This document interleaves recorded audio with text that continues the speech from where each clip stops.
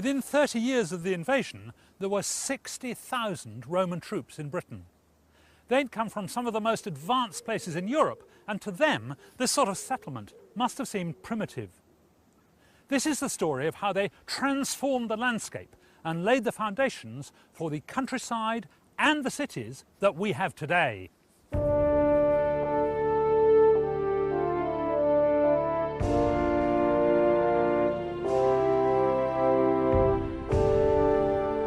When the Romans arrived, Britain was divided into 33 kingdoms, each one a hill fort surrounded by tiny agricultural communities, like this reconstructed one at Buxar in Hampshire.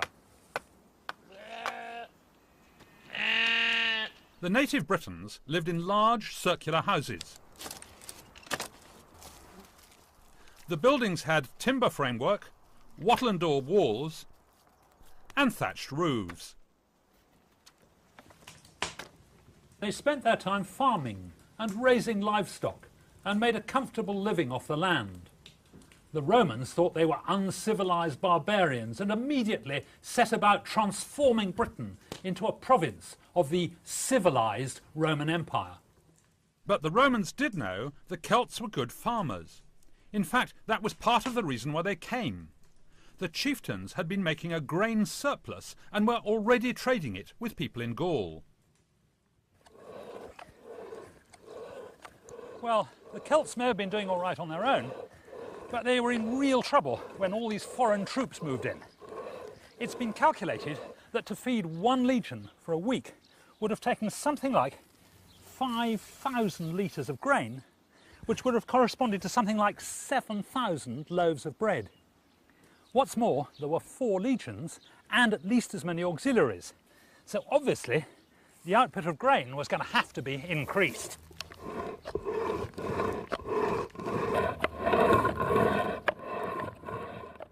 The Romans set about introducing intensive farming methods. They brought in new crops like turnips and carrots, and they drained marshes so more land could be put under the plough. They also made some significant improvements to farming tools. The Celts may well have used a simple plough like this one. It's called an ard, and you can see it's just 2 pieces of wood. There's a point here which digs into the soil and makes a furrow, a sort of drill into which you can sow your seed. And then there's the handle which simply slots in, so it's very easy to make and very easy to repair if you break it. The Romans almost certainly improved this by adding an iron ploughshare. Now this would have been much better at cutting through the soil, particularly the heavy northern soil. And later on they improved it still further by adding wheels to stop the whole plough from sinking into the ground. They also invented some multi-purpose tools. Even the ordinary billhook like this, the Romans adapted by adding an extra blade on the back. That meant that one workman could do a variety of different jobs. For example, you could trim off a piece of wood like this. Look at that. Terrific.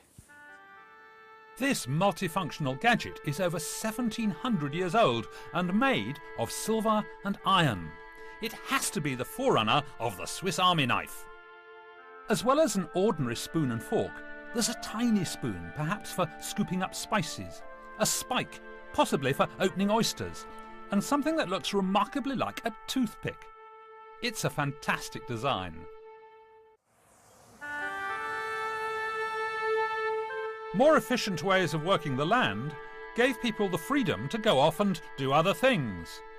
Many headed for the military camps, where there was money to be made providing goods and services for the well-paid Roman army. Growing trade and commerce helped the development of early settlements alongside the forts. These eventually became Britain's first towns and cities. One of these was York, or Eboracum as the Romans called it, strategically sited in the homeland of the rebellious Brigantes tribe, who lived between the Humber and the Scottish lowlands. Eboracum began as a military settlement, but it soon spawned an important civilian town which eventually became the capital city of the northern province of Roman Britain. York may be best known as a Viking stronghold or a medieval city, but its roots are Roman. And if you look carefully, there are clues to its early occupants. I've been navigating around York using a map of the Roman city, and it's rather interesting. I've just come up Via Praetoria, that's Headquarters Street, and I've met the junction with Via Principalis, that's the main street, High Street, now become High Petergate. And you can see they built the whole thing in a square, and they laid out all their streets in a grid pattern like a modern American city. In fact, this kind of street layout is one of the key characteristics of a Roman town and one of the empire's lasting legacies. Each new town followed a standard blueprint inside a defensive wall. This design was so successful that future generations built directly on top of the Roman foundations. This is one of the fortress towers. Now the top bit is medieval. You can see the big bricks and the arrow slits, but the bottom bit is all Roman, and we know that it's Roman because of that decorative band of orange tiles about 7 feet off the ground. That's almost a trademark of Roman construction.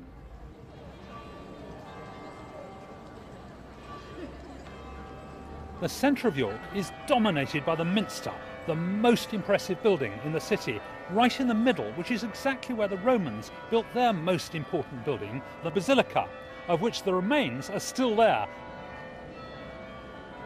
The Minster is built right on top of the original Roman building. The evidence is down in the crypt. This is a little building, outhouse, built on the side of the Basilica, the main town hall and meeting place.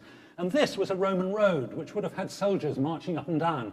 And just so they didn't get their feet wet, this was a drain collecting all the rainwater and taking it off down towards the river. Well, archaeologists didn't believe it could still be working 2,000 years later, so they put some dye in here, and it came straight out in the River Ouse, half a mile away. Even in one of the pubs, you can find revealing traces of Roman York.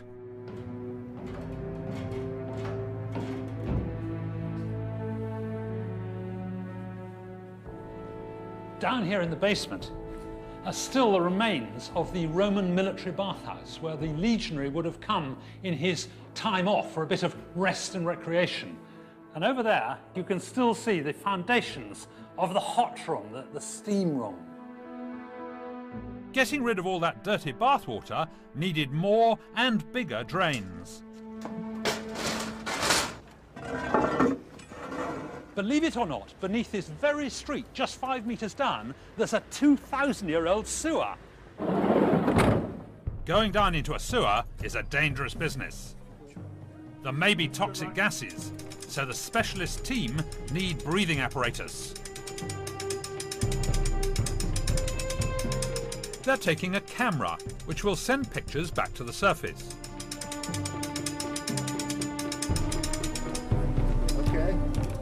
The archaeologist who's made a study of this sewer is Patrick Ottaway. Okay, so Patrick, what are we seeing? What's that muck at the bottom? This is fantastic, actually. We're looking at the main channel of the Roman sewer here. We can see the small stones there, which are typical Roman work, limestone, small limestone blocks. And then we've got a stone at the corner there, which has been specially shaped to encourage the flow to go round the corner here. It's actually concave, it has a concave face, so as the material washes down here, it rushes round the corner there. So they actually carved this out to make the stuff go around the corner? It's specially placed in there. It's a special technique for getting the stuff to flow well around the corner. Oh, brilliant. Okay, so can we drive the camera forward? Why does the sewer have to be so big? It has to be big because it's taking an enormous amount of water and latrine material every day, probably about 70,000 gallons a day. 70,000? Yes. So there were, what, 5,000 people here in the... 5,000 legionaries and a certain number of other hangers-on, and they all want a bath every day. They're all using the loos all the time, so you can imagine that there's a lot of material coming down there. So, what have you found down these sewers? Well, we excavated the sewer here and we found things that people had dropped in the baths or dropped in the loo. And we've got a lady's gold earring. That's a lady's gold earring? This is a military barracks? That's right. But you see, some of the officers kept their wives here. That was allowed. Oh, really? Yeah. Okay. And we've also got gaming counters. The Romans used these baths as a sort of leisure centre, so they would play games, you know, they loved to gamble, the Romans. Other evidence from the excavation of this sewer gives us information about who built it. We find lots of tiles which have the stamp of the Roman legions on, and I have a piece here, and this is a stamp which says Legix, which means 9th Legion, and they built the sewer. The men of the 9th Legion, who were so proud of their tiles and everything they did, they sort of stamped them, you know, whenever they could. They would have built this thing here. And it's still in very good order. It stood the test of time, and it'll be there, I would imagine, long after all the Victorian sewers and the modern sewers have disappeared. It was built to last, and it has done. Roman sewers were a wonderful engineering achievement and the hallmark of civilized urban living. In other parts of the empire, evidence remains of high-rise apartments and street lighting. The Romans also introduced the concept of glass windows. Windows were just holes in the wall for most houses, perhaps with a security grille. But the evidence suggests that by about AD 100, the rich householders were putting in panes of glass to let the light in without letting the heat out.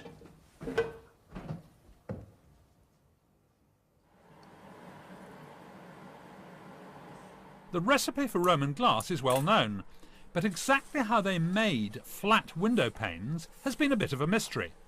Mark Taylor thinks he's come up with the answer. Move that forward, please, David. A flattened disc of molten glass must be kept hot to keep it flexible.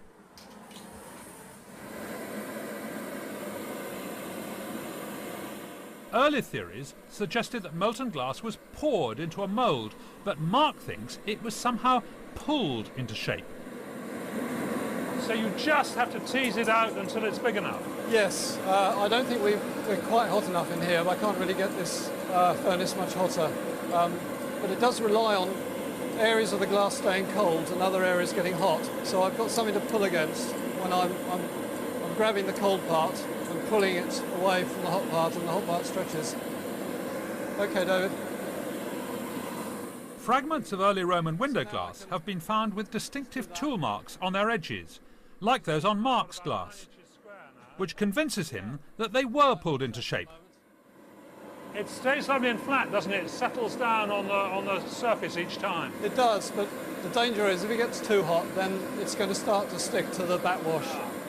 So it's a case of experience and judgment, and not allowing it to get too hot.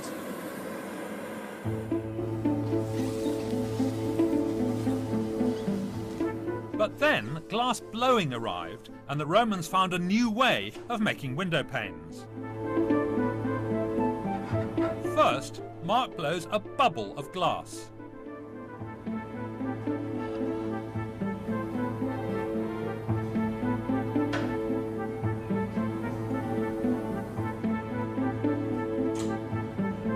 Then he spins it round his head to stretch it into a cylinder.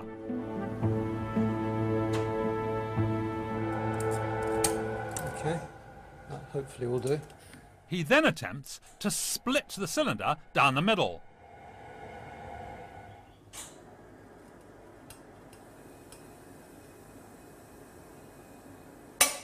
Oh. There we are.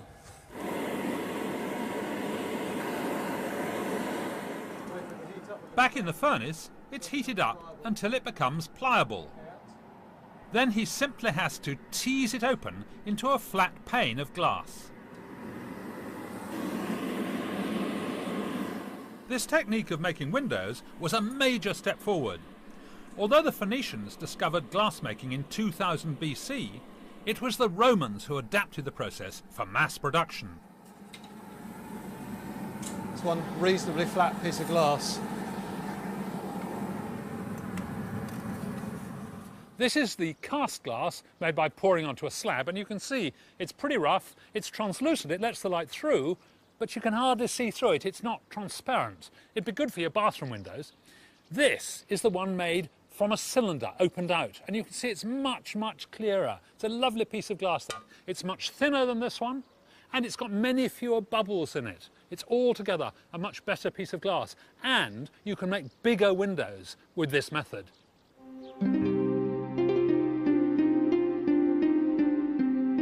Did you know the Romans used to go out to cafes and snack bars for fast food and takeaways? You could get hot breads and meats, you could get pies and pastries, you could get sausages, and something even more amazing. Now, I'm following a 1st century recipe written by a chap called Apicius. I've got my ground beef here. I need just a dash of this fish sauce and some pine kernels and a little bit of di fructum, that sort of sticky wine, and I'm going to mix that all together nicely in here to make a nice gluey lump. And that needs to go in the frying pan and onto the fire. Now, that's going to take a few minutes to cook, so here's one I prepared earlier. And I'm going to put this between 2 bits of bread, and lo and behold, I've got what looks to me like a hamburger.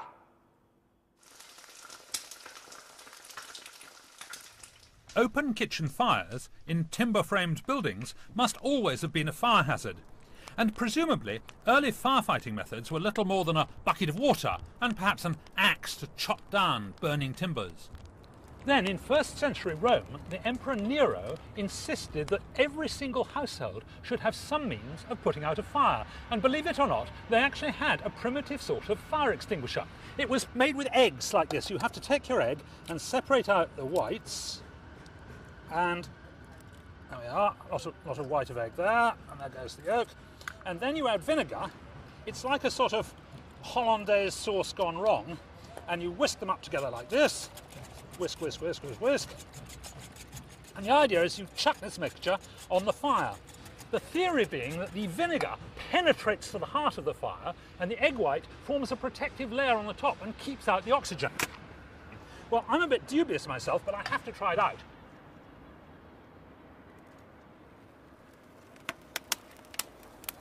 Right, we've got a good fire.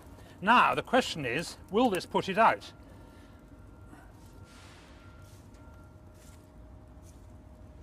Well, it's not bad. Not bad. It's sort of almost out. There's a bit of smouldering going on, but I have to say that it does seem to work on a small fire. But some Roman towns and cities were razed to the ground by fires that burnt out of control. There were fire brigades, brave bands of slaves known as the Familia Publica, who were sometimes not above a spot of corruption and demanded money before they began to put out the fire. However, there is tantalizing evidence they may have had the technology for a really good fire extinguisher. This weird object is a bit of a mystery. It's basically a hollowed-out tree trunk with pipes fitted into it. But X-rays show that inside the lead pipes there are pistons, so it looks as if it might have been a pump. What could it have been used for? Well, it was found 40 metres down a well in Dorset, so it could have been for pumping the water out of the well, or for filling baths, or for running a fountain. But there is just the possibility that it was the basis of a fire engine.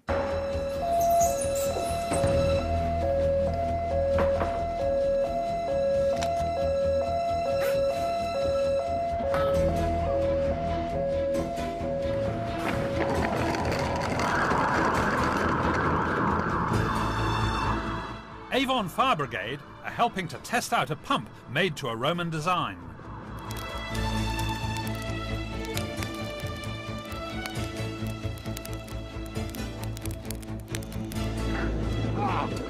The pump was made by Henry Russell, an expert in ancient carpentry, and is based on that block of wood with the lead pipes, as well as on ancient writings.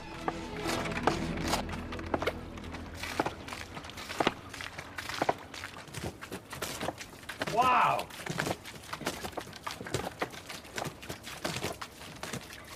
That's fantastic. It's out. Brilliant. Okay, stop. We will get soaked. That is absolutely fantastic. Henry, congratulations. That's a most wonderful pump. What, is this a camel's head on top? It's a kangaroo. A kangaroo. Yeah, very appropriate, yes. That is the most fantastic machine. I have to know how it works. Can we take it to bits? Yeah. OK, let's do it. Oh, it's a nice fit, isn't it? So what happens in here? This is the central chamber, which... there we go. Right. It basically contains two little flap valves. Yeah. One-way valves made of leather with a little lead weight. Tell me how the water gets into this block in the first place. Well, there's an entrance, a hole, actually underneath the block. Oh, here, yeah, okay. Which is right below the bottom of the cylinder. And then where does the water go from here? Basically, the only exit, as long as the seals are all fine, is up this pipe, which leads to the top of... Out the spout. Out the spout. You can see more clearly how it works in a cross-section. As the piston on the right pushes down, it forces water upwards into the central chamber and out of the spout. At the same time, water refills the cylinder on the left. When that piston is pressed down, the process is repeated, so there's a continuous flow of water out of the pump. Extinguishers like this are supposed to squirt at least 7 metres, so that the operator doesn't get burnt. Oh yeah, that's pretty good. I would say that's certainly about 7 metres. The question is, can our Roman fire engine squirt as far?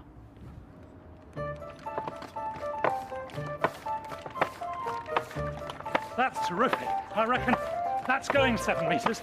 It would pass the British standard at that rate, Henry. Absolutely brilliant. These pumps disappeared with the fall of the Roman Empire, but they re-emerged to much the same design in the Middle Ages. Another example of reinventing what the Romans did for us. Right, now let's get it right up that wall.